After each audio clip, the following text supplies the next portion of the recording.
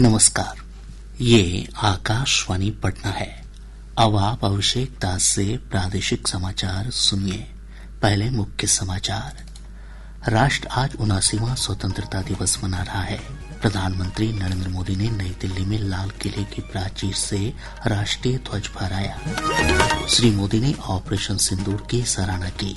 प्रधानमंत्री विकसित भारत रोजगार योजना समेत आत्मनिर्भर भारत के लिए कई कार्यक्रमों की घोषणा। मुख्यमंत्री नीतीश कुमार ने पटना के गांधी मैदान में ध्वजारोहण किया। राज्य सरकार की प्रतियोगी परीक्षाओं के प्रारंभिक चरण का शुल्क मात्र 100 रुपये करने की घोषणा की। और पश्चिम बंगाल के पूर्वी वर्धमान में सड़क हादसे में पूर्वी चंपारण जिले के 11 लोगों की मौत, 34 घायल। अब समाचार विस्तार से। राष्ट्र आज 79वां स्वाधीनता दिवस मना रहा है। प्रधानमंत्री नरेंद्र मोदी ने दिल्ली में ऐतिहासिक लाल किले पर राष्ट्रीय ध्वज फहराकर समारोह का नेतृत्व किया।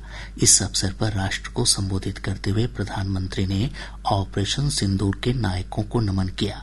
उन्होंने कहा कि ऑपरेशन सिंदूर देश के सैन्य बलों के साहस और शौर्य का प्रतीक है। प्रधानमंत्री ने कहा कि सरकार ने सशस्त्र बलों को रणनीति तैयार करने, लक्ष्य और समय तय करने की खुली छूट दी है। 22 तारीख के बाद हमने हमारे सेना को खुली छूट दे दी। रणनीति वो तय करे, लक्ष्य वो तय करे, समय भी वो चुने।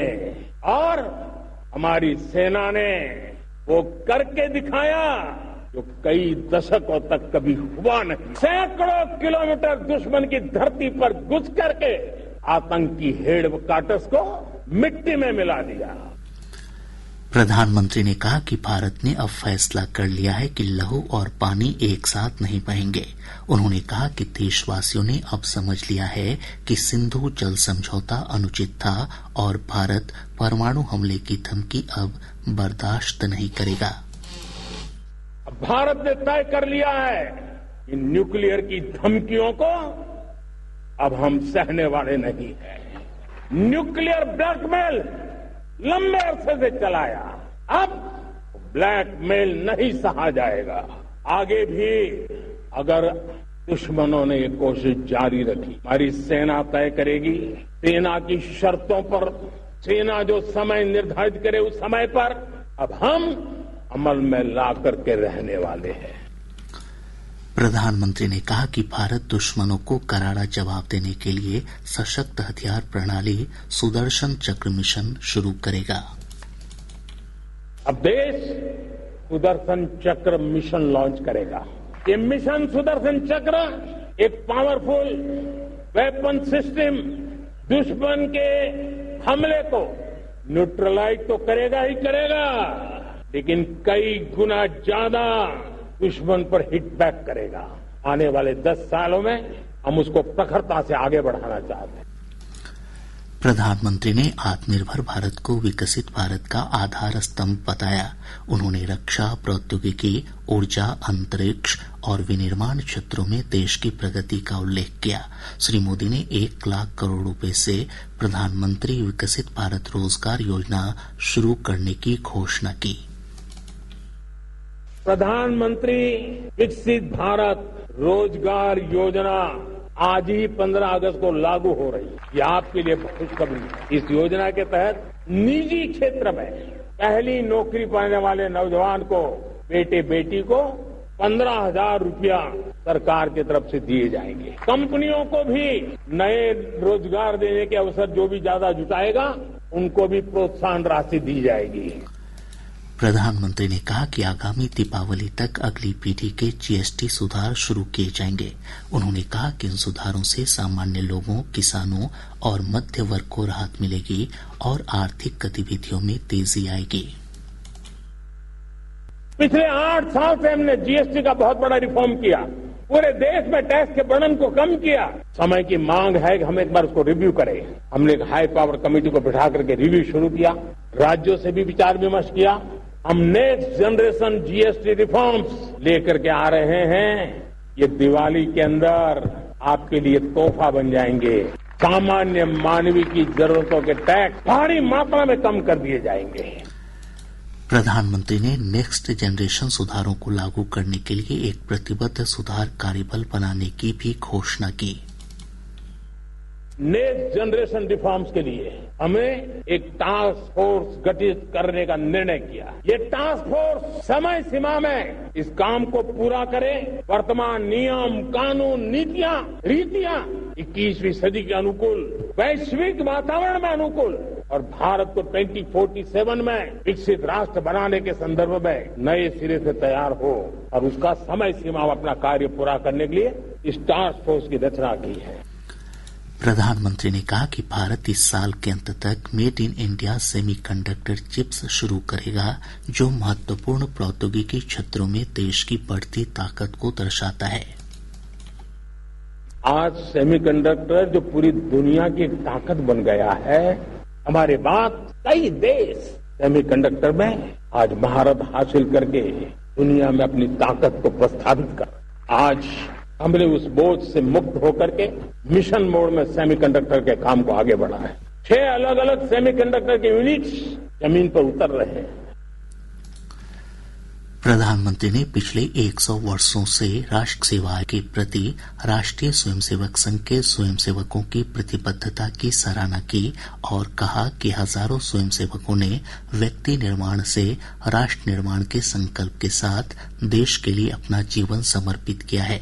स्वाधीनता दिवस समारोह राष्ट्रीय गान के साथ संपन्न हुआ और अंत में राष्ट्रीय ध्वज के 3 रंगों वाले गुब्बारे आकाश में छोड़े गए। एक रिपोर्ट। इस साल स्वतंत्रता दिवस समारोह का थीम नए भारत पर आधारित था, जो देश की प्रगति, आत्मनिर्भरता और 2047 तक विकसित भारत के लक्ष्य को दर्शाता है। ऑपरेशन सिंदूर की सफलता इस वर्ष के समारोह का मुख्य आकर्षण था। प्रधानमंत्री नरेंद्र मोदी के आगमन के बाद सशस्त्र बलों और दिल्ली पुलिस के जवानों ने उन्हें सलामी दी और उसके बाद प्रधानमंत्री ने गार्ड ऑफ ऑनर का निरीक्षण किया। इस दौरान वायुसेना के 2 MI-17 हेलीकॉप्टर एक राष्ट्रीय ध्वज लिए और दूसरा ऑपरेशन सिंदूर को दर्शाने वाले ध्वज के द्वारा समारोह स्थल पर पुष्प वर्षा की गई। इस समारोह में करीब 5000 विशेष अतिथि शामिल हुए, जिनमें स्पेशल ओलंपिक्स 2025 के एथलीट, खेलो इंडिया पैरा गेम्स के स्वर्ण पदक विजेता, उत्कृष्ट किसान, सरपंच और सरकारी योजनाओं जैसे PM आवास योजना ग्रामीण और लखपति दीदी की लाभार्थी महिलाएं भी शामिल थी। इसके अलावा 1500 लोग विभिन्न राज्यों की पारंपरिक परिधान पहने इस भव्य समारोह की शोभा बढ़ा रहे थे। दीपेंद्र कुमार, आकाशवाणी समाचार, दिल्ली।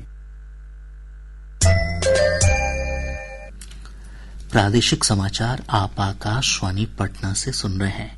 ताज़ा समाचारों के लिए आप हमारे एक्स हैंडल AIR News _ पर जा सकते हैं।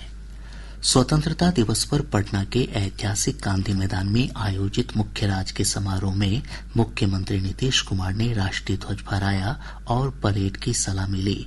इस अवसर पर प्रदेशवासियों को संबोधित करते हुए मुख्यमंत्री ने कहा कि राज्य सरकार युवाओं के लिए नौकरी और रोजगार पर ध्यान केंद्रित कर रही है। अगले 5 वर्ष में नौकरी और रोजगार के 1 करोड़ अवसर सृजित किए जाएंगे। मुख्यमंत्री ने बिहार लोक सेवा आयोग और अन्य परीक्षा संस्थाओं द्वारा आयोजित प्रतियोगी परीक्षाओं के प्रारंभिक चरण की फीस कम कर मात्र 100 रुपये करने की घोषणा की। साथ ही उन्होंने कहा कि अब मुख्य प्रतियोगी परीक्षा के लिए किसी प्रकार का शुल्क नहीं देना होगा। राज्य में नौकरी के लिए आयोजित होने वाली प्रारंभिक प्रतियोगिता परीक्षाओं में परीक्षा शुल्क को घटाकर मात्र 100 रुपये कर दिया जाएगा तथा मुख्य परीक्षा में कोई परीक्षा शुल्क नहीं लिया जाएगा। मुख्यमंत्री ने किशनगंज, कटिहार, रोहतास, शिवहर, लखीसराय और अरवल जिले में नए मेडिकल कॉलेज की स्थापना की भी घोषणा की। श्री कुमार ने स्वास्थ्य, शिक्षा तथा कानून व्यवस्था के क्षेत्र में अपनी सरकार की उपलब्धियों का उल्लेख किया। उन्होंने बुनियादी ढांचा विकास, बाढ़ की रोकथाम और कृषि क्षेत्र को विशेष पैकेज के तहत वित्तीय सहायता उपलब्ध कराने के लिए प्रधानमंत्री नरेंद्र मोदी का आभार व्यक्त किया। बिहार के विकास के लिए हम आदरणीय प्रधानमंत्री श्री नरेंद्र मोदी जी के नेतृत्व वाली केंद्र सरकार का पूरा सहयोग मिल रहा है। और इस सरकार ने, केंद्र ने कितना अच्छा काम किया है बिहार के लिए। तो ये सरकार जो बनी इस बार, और उसके बाद तुरंत ही जुलाई में 2024 के बजट में बिहार को विशेष आर्थिक सहायता के रूप में सड़क, उद्योग, स्वास्थ्य, पर्यटन, बाढ़ नियंत्रण के लिए बड़ी राशि देने की घोषणा की गई। और उसके बाद फरवरी 2025 के बजट में बिहार में मखाना बोर्ड की स्थापना, ग्रीनफील्ड एयरपोर्ट की स्थापना, पश्चिमी कोसी नहर के लिए वित्तीय सहायता और राष्ट्रीय स्तर के खाद्य प्रसंस्करण संस्थान की स्थापना एवं पटना IIT के विस्तार की घोषणा की गई।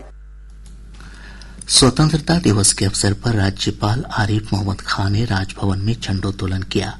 विधानसभा परिसर में अध्यक्ष नंदकिशोर यादव, विधान परिषद में सभापति अवधेश नारायण सिंह और पटना उच्च न्यायालय में मुख्य न्यायाधीश विपुल मनुभाई पंचोली ने ध्वजारोहण किया। आकाशवाणी पटना में सहायक निदेशक अभियांत्रिकी उदय शंकर ने झंडोत्तोलन किया। भाजपा, जदयू, राजद, कांग्रेस और वामपंथी दलों समेत विभिन्न राजनीतिक दलों और संस्थाओं के कार्यालयों में भी इस अवसर पर ध्वजारोहण कार्यक्रम आयोजित किए गए। बिहार हिन्दी साहित्य सम्मेलन में अध्यक्ष अनिल सुलभ और इनर्जी इंटरनेशनल कार्यालय में संस्था के अध्यक्ष विजय नारायण झा ने तिरंगा फहराया। Sulabh international social service organisation Patna में आयोजित कार्यक्रम में संगठन के कार्यकर्ता अजीत कुमार झा ने ध्वजारोहण किया। जिला मुख्यालयों में आयोजित समारोह में प्रभारी मंत्रियों ने झंडोत्तोलन किया। जम्मू कश्मीर के उड़ी सेक्टर में शहीद हुए सेना के हवलदार अंकित कुमार का अंतिम संस्कार आज उनके पैतृक गांव भागलपुर जिले के चापर में किया गया। उनके 4 वर्षीय पुत्र ने मुखाग्नि दी। बाढ़ प्रभावित इलाका होने के बावजूद उनकी अंतिम यात्रा में हजारों की संख्या में लोग शामिल हुए। पूर्व केंद्रीय मंत्री अश्विनी चौबे भी अंतिम संस्कार में शामिल हुए। पश्चिम बंगाल के पूर्वी वर्धमान में नालाफेरी घाट के पास सड़क हादसे में 11 लोगों की मौत हो गई और 34 अन्य घायल हो गए। सभी मृतक और घायल पूर्वी चंपारण जिले के रहने वाले हैं। पुलिस ने बताया कि तीर्थ यात्रियों से भरी एक बस गंगा सागर से लौट रही थी। नालाफेरी घाट के पास बस सड़क किनारे खड़े एक ट्रैक्टर ट्रॉली से जा टकराई, जिसके चलते ये हादसा हुआ। घायलों का स्थानीय अस्पताल में इलाज चल रहा है। मुख्यमंत्री नीतीश कुमार ने इस हादसे पर गहरा दुख जताते हुए सभी मृतकों के निकटतम आश्रितों को 2-2 लाख रुपए और घायलों को 50-50 हजार रुपए अनुग्रह राशि देने के निर्देश दिए हैं। लोक जनशक्ति पार्टी रामविलास के अध्यक्ष और केंद्रीय मंत्री चिराग पासवान ने मीडिया की उन खबरों का खंडन किया है जिसमें कहा जा रहा था कि वे एनडीए से अलग होने जा रहे हैं। आज पटना में संवाददाताओं से बातचीत में उन्होंने कहा कि जब तक प्रधानमंत्री नरेंद्र मोदी हैं, वे एनडीए से अलग होने का सोच भी नहीं सकते हैं। कि जब तक मेरे प्रधानमंत्री नरेंद्र मोदी जी हैं, तब तक चिराग पासवान का गठबंधन से अलग होना, ये सोच तक मेरे जहन में आना संभव नहीं है। गंगा नदी के उफान पर आने के चलते प्रदेश के बाढ़ प्रभावित इलाकों की स्थिति में कोई सुधार नहीं है। 10 जिलों की 30 लाख से अधिक की आबादी बाढ़ की चपेट में है। प्रदेश में मानसून की सक्रियता में कमी आई है। मौसम विभाग से प्राप्त जानकारी के अनुसार अगले 5 दिनों तक राज्य में मानसून की अनुकूल परिस्थितियां नहीं रहेंगी। अगले 24 घंटों के दौरान राज्य के दक्षिणी हिस्सों में कुछ स्थानों पर तेज हवा के साथ बारिश और वज्रपात की चेतावनी जारी की गई है। और अब अंत में मुख्य समाचार एक बार फिर। राष्ट्र आज 79वां स्वतंत्रता दिवस मना रहा है। प्रधानमंत्री नरेंद्र मोदी ने नई दिल्ली में लाल किले की प्राचीर से राष्ट्रीय ध्वज फहराया। श्री मोदी ने ऑपरेशन सिंदूर की सराहना की। प्रधानमंत्री विकसित भारत रोजगार योजना समेत आत्मनिर्भर भारत के लिए कई कार्यक्रमों की घोषणा। मुख्यमंत्री नीतीश कुमार ने पटना के गांधी मैदान में ध्वजारोहण किया। राज्य सरकार की प्रतियोगी परीक्षाओं के प्रारंभिक चरण का शुल्क मात्र 100 रुपए करने की घोषणा की। और पश्चिम बंगाल के पूर्वी वर्धमान में सड़क हादसे में पूर्वी चंपारण जिले के 11 लोगों की मौत, 34 घायल। इसके साथ ही आकाशवाणी पटना से प्रसारित प्रादेशिक समाचार का ये अंक समाप्त हुआ।